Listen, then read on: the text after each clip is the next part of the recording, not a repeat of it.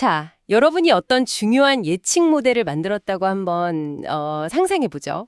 뭐 예를 들어서 신약 효과를 예측한다거나 아니면 뭐 내년도 경제 성장률 같은 거요. 네.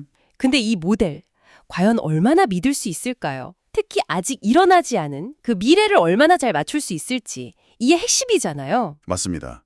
잘못 예측하면 뭐 큰 손실로 이어질 수도 있는 거고요. 그렇죠. 모델을 만들고 나서 이 모델이 앞으로 얼마나 잘 작동할까? 이걸 미리 좀 가능해 보는 건 정말 중요하죠. 네. 오늘은 바로 그 질문에 답을 찾는 그런 여정을 떠나보려 합니다. 모델의 미래 예측력을 평가하는 강력한 도구, 교차 검증의 세계로 한번 같이 들어가 볼 텐데요. 교차 검증이요? 네.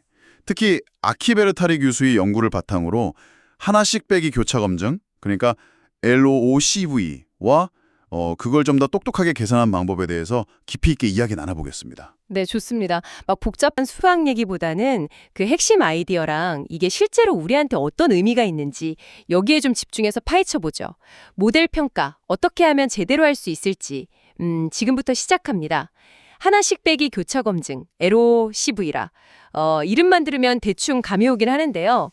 데이터 하나 빼고 모델 만들고 그걸로 테스트하고, 맞죠? 네, 맞습니다.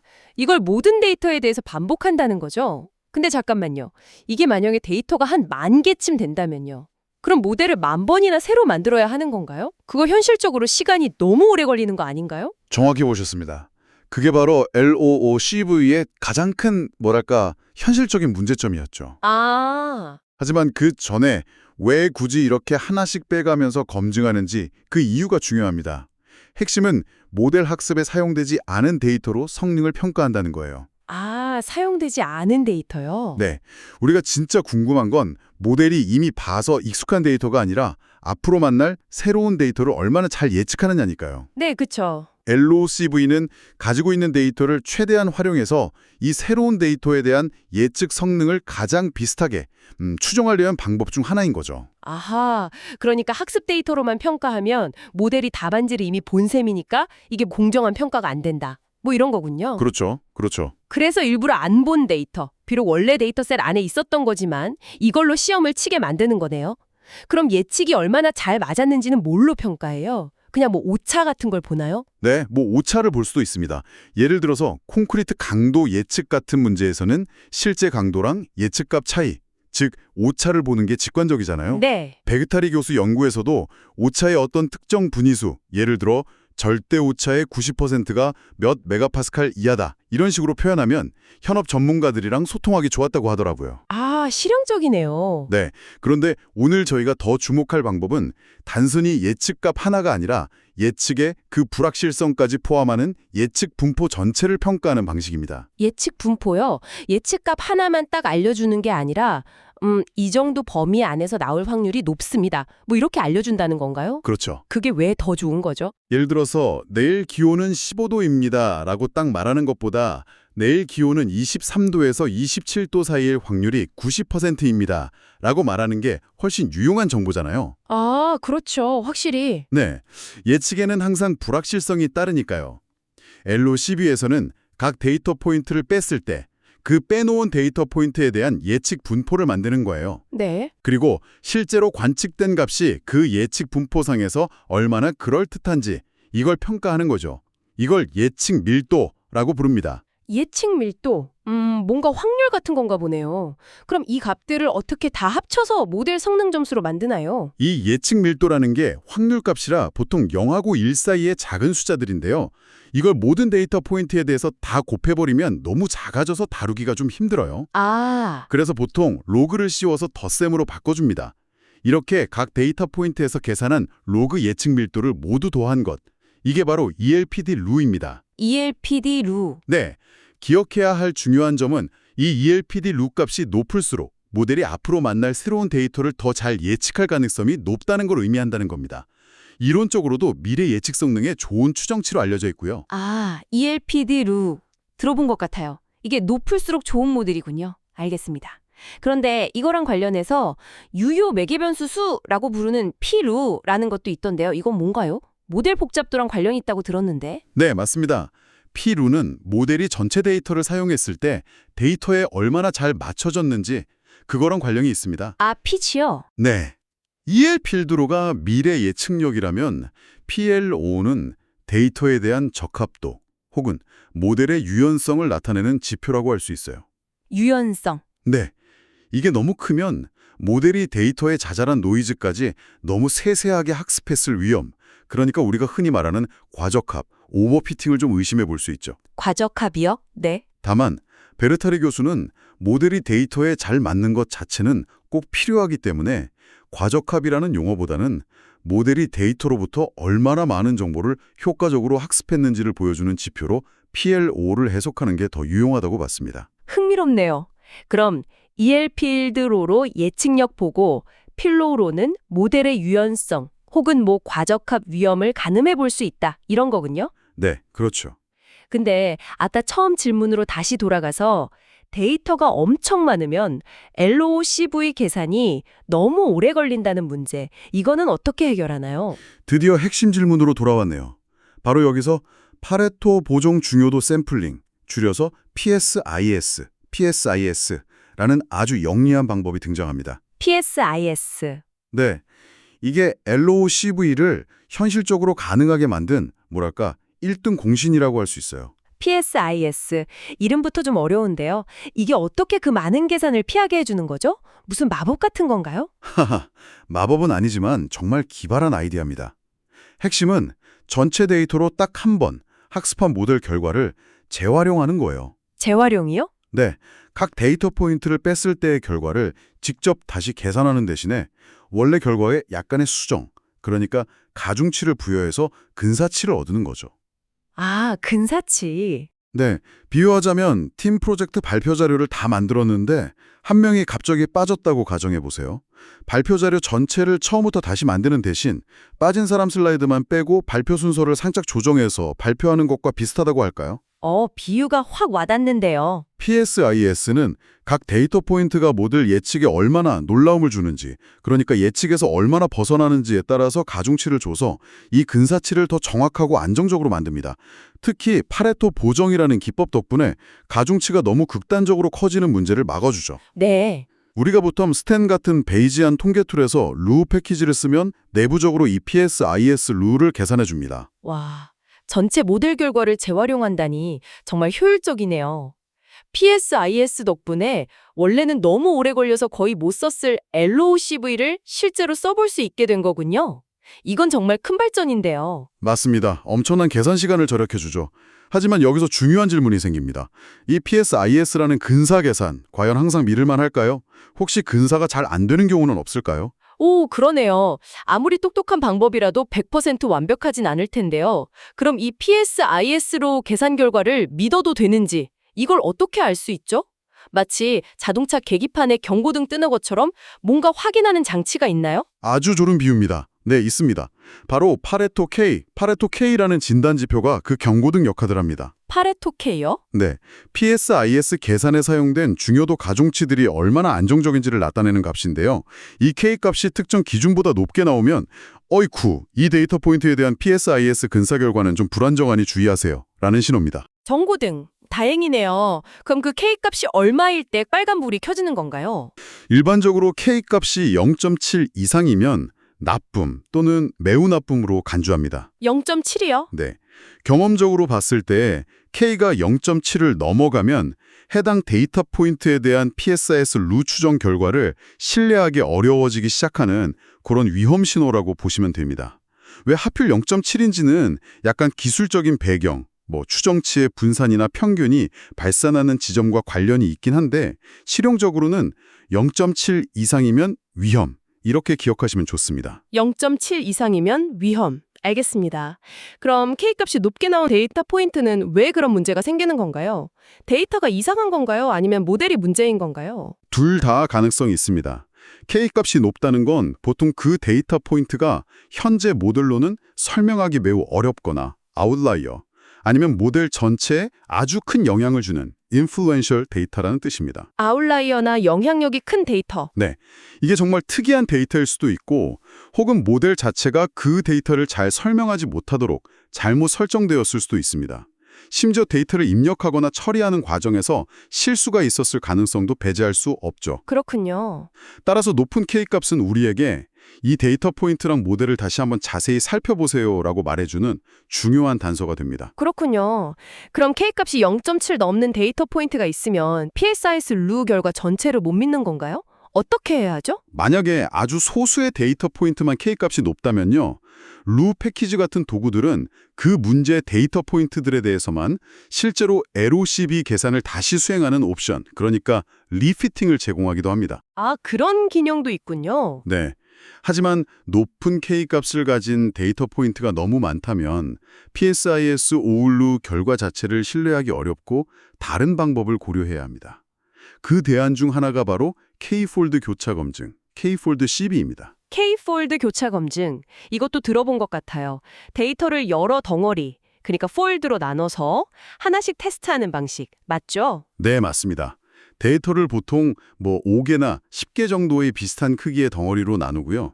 돌아가면서 한 덩어리를 테스트용으로 사용하고 나머지 K-1개 덩어리로 모델을 학습시키는 과정을 K번 반복하는 거죠. 이건 언제 유용한가요? K폴드 CB는 바로 지금처럼 PSIS 올루의 파레토 K값이 너무 높아서 결과를 신뢰하기 어려울 때 좋은 대안이 됩니다. 네. 또한 예측하려는 과제가 특정 그룹 전체에 대한 것일 때도 유용합니다. 예를 들어 여러 학교 학생들의 데이터를 다룰 때 특정 학교 학생들 전체를 빼고 학습한 뒤에 그 학교 학생들의 성적을 예측하는 성능을 보고 싶을 수 있잖아요. 아, 네. 그룹 단위 예측. 네. 이런 그룹 하나씩 빼기, leave one group out 같은 시나리오에 K폴드 CB, 여기서는 K를 그룹수로 설정하면 되겠죠. 이게 적합합니다. 아하, K폴드 CV가 PSIS 오울류의 대안이자 또 그룹 단위 예측에도 쓰이는군요. 그럼 시계열 데이터처럼 데이터 순서가 중요한 경우는 어떤가요? 이런 데이터에도 오울류 CV, 나 K폴드 CV를 막 써도 되나요? 좋은 질문입니다. 시계열 데이터의 경우 예측하려는 목표가 무엇인지가 중요합니다. 만약 시계열 중간에 빠진 값을 예측하는 내삽, 인터폴레이션 성능을 보고 싶다면 OLUCB도 의미가 있을 수 있습니다. 모델이 데이터의 국소적인 패턴을 잘 잡아내는지 보는 거죠. 네. 하지만 대부분 시계열 분석에서 관심 있는 것은 미래값을 예측하는 외삽, 익스트라폴레이션 성능이잖아요. 그렇죠. 미래 예측이 중요하죠. 이 경우에는 LOCV나 일반적인 K폴드 CV는 적합하지 않습니다. 대신 과거 데이터로 모델을 합습시키고 바로 다음 시점의 데이터를 예측하는 과정을 시간 순서대로 반복하는 방식. 예를 들어 한 단계 앞 예측 교차 검증, 원 스텝 어헤드 CV나 롤링 예측 원점 교차 검증 같은 방법을 써야 미래 예측 성능을 제대로 평가할 수 있습니다. 그 레이크 휴런 수위 예측 예시처럼요. 그렇군요. 예측 목표에 따라 교차 검증 방법도 달라져야 하는군요. 그럼 계층 모델, 그러니까 하이어라키컬 모델의 경우도 마찬가지겠네요. 예를 들어 여러 학생들의 성장 데이터를 다룬다면요? 정확합니다. 계층 모델에서도 예측 과제, 프레딕션 태스크를 명확히 해야 합니다.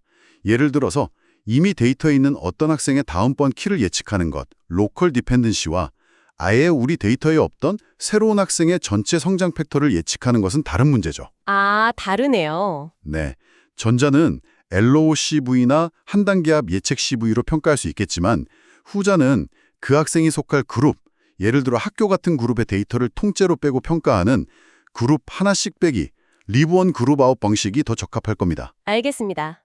예측하려는 게 뭔지 명확히 하고 그에 맞는 CV 방법을 고르는 게 중요하군요.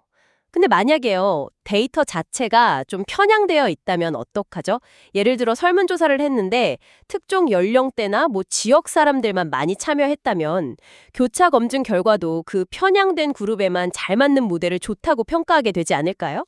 굉장히 중요한 지적이십니다. 실제로 그런 문제가 발생할 수 있죠. 그쵸. 베르타리 교수는 이런 경우 설문조사 분석에서 편향을 보정하기 위해 사용하는 사후층화, 포스트 스트래티피케이션 기법을 교차 검증 과정에도 적용할 수 있다고 제안했습니다. 사호층화요? 네, 아이디어는 각 그룹, 예를 들어 연령대나 지역별로 교차 검증 성능을 따로 계산한 다음에 우리가 진짜 알고 싶은 전체 목표 인구에서의 그룹들 비율에 따라서 가중 평균을 내는 것입니다. 아, 가중평균? 네, 이렇게 하면 샘플의 편향을 보정하고 좀 더 일반화된 예측 성능을 추정할 수 있습니다. 사후층화로 보정하는 방법도 있군요. 자, 그럼 이제 여러 모델을 만들었을 때 이 교차 검증 결과, 예를 들어 ELPD 룰을 이용해서 어떤 모델이 더 나은지 비교하고 선택할 수도 있겠네요. 네, 그게 교차 검증의 주요 활용 목적 중 하나죠. 두 모델 A와 B가 있다면 각 모델의 ELPD 루 값을 비교해 볼 수 있습니다. 그런데 단순히 ELPD 루 값만 비교하기보다는 두 모델 간의 ELPD 루 차이, 그러니까 ELPD diff랑 그 차이의 불확실성을 나타내는 표준 오차, 스탠다드 에러를 함께 보는 것이 더 권장됩니다. 차이랑 표준 오차를 같이요? 왜죠? 왜냐하면 각 모델의 ELPD 루 추정치 자체는 꽤 변동성이 클 수 있지만 두 모델 간의 성능 차이는 좀 더 안정적으로 추정되는 경우가 많기 때문입니다. 루 패키지의 컴페어 함수 같은 도구들이 이 차이와 표준 오차를 계산해 줍니다. 그럼 ELPD 차이가 표준 오차보다 훨씬 크면 이 모델이 확실히 더 좋구나 하고 선택하면 되는 건가요? 글쎄요, 여기서도 좀 신중함이 필요합니다. 베그르타리 교수는 ELPD 루의 차이의 표준 오차 추정이 때로는 실제 불확실성보다 작게, 즉 너무 낙관적으로 계산될 수 있다고 지적합니다. 너무 좋게 나올 수도 있다. 네. 따라서 두 모델 간의 차이가 아주 명확하지 않다면, 예를 들어 차이가 표준 오차의 한두 배 정도밖에 안 된다면 속력이 더 좋다고 나온 모델을 하나를 그냥 선택하기보다는 다른 접근법을 고려하는 것이 더 안전할 수 있습니다. 다른 접근법이라면 어떤 걸까요? 예를 들어서 여러 모델의 예측 결과를 합치는 베이지안 모델 평균, 베이지안 모델 에버리징 같은 기법을 사용하는 겁니다. 특히 스태킹이라는 방법은 각 모델의 LOO 예측 성능을 가중치로 사용해서 모델 예측을 결합하는데 이게 종종 단일 최고 모델보다 더 나은 예측 성능을 보이기도 하거든요. 모델들을 합치는 거군요. 네. 또는 두 모델의 장점을 결합한 더 복잡한 모델을 새로 만들어 보는 것도 방법이 될 수 있죠. 핵심은 교차 검증 점수에만 의존해서 너무 성급하게 최고의 모델 하나를 고르려고 하기보다는 모델의 예측 성능과 불확실성을 종합적으로 이해하고 필요하다면 여러 모델을 함께 활용하는 그런 유연한 자세가 중요하다는 것입니다. 네. 그리고 교차 검증은 모델 선택뿐만 아니라 모델 검토, 체킹에도 유용합니다. 예를 들어 음수값이 나올 수 없는 예측, 몸무게 같은 거에서 음수 예측이 나온다면 LOU 점수를 보기도 전에 이미 모델에 뭔가 문제가 있음을 알 수 있는 거죠. 당연한 거지만 중요한 지적이네요. 그렇죠. 참고로 왜 하필 LOOCV 혹은 PSISLOO를 이렇게 강조하는지 궁금하실 수 있는데요. 벨타리 교수는 비슷한 목적으로 사용되는 다른 정보 기준들, 예를 들어 WAIC와 비교했을 때 LOOCV는 파레토 K 같은 유용한 진단 기능을 제공하고 우리가 관심 있는 실제 예측 과제와의 연결성이 더 명확하다고 보았습니다. 네. 또한 주변우도 말지널 라이클리후드나 베이지 요인 베이스 팩터 같은 지표는 모델 비교에 강력한 도구일 수 있지만 사전 분포, 프라이어 설정에 너무 민감해서 사용에 주의가 필요하다는 점도 지적했죠. 그래서 예측 성능 평가에는 LOOCV가 여러모로 실용적인 선택지가 될 수 있다는 입장입니다. 오늘 정말 깊이 파고들었네요. 정리해보면 모델의 미래 예측력을 평가하는데 교차 검증, 특히 LOOCV가 유용한데 계산 문제를 해결해주는 PSIS 덕분에 현실적으로 사용할 수 있게 되었다는 것. 네, 그렇죠. 하지만 PSIS 결과를 무조건 믿으면 안 되고 파레토 K 진단을 통해 신뢰성을 꼭 확인해야 한다. K0 주의. 맞습니다. 그리고 내가 뭘 예측하고 싶은지, 내삽인지 외삽인지, 개별인지 그룹인지에 따라 적합한 CV 전략을 선택해야 하고 데이터를 보정해야 할 수도 있다는 것. 네. 마지막으로 모델 비교에 CV를 쓸 때는 점수 차이랑 불확실성을 함께 보고 단일 모델 선택보다는 모델 평균 같은 방법을 고려하는 게 더 현명할 수 있다는 것까지. 이야, 정말 실용적인 지식들인데요. 그렇죠. 결국 우리가 모델링을 통해 알고 싶은 것은 아직 관찰하지 못한 혹은 미래에 관찰하게 될 현상에 대한 예측이니까요. 교차 검증은 바로 그 새로운 데이터 관찰 상황을 가장 잘 시뮬레이션 해주는 방법 중 하나입니다. 네. 다만 베페리 교수도 언급했듯이 교차 검증은 통계적으로 추정치의 변동성, 그러니까 분산이 꽤 클 수 있는 방법입니다. 즉, 운이 나쁘면 실제 성능과 다른 결과가 나올 수도 있다는 거죠. 변동성이 크다. 네.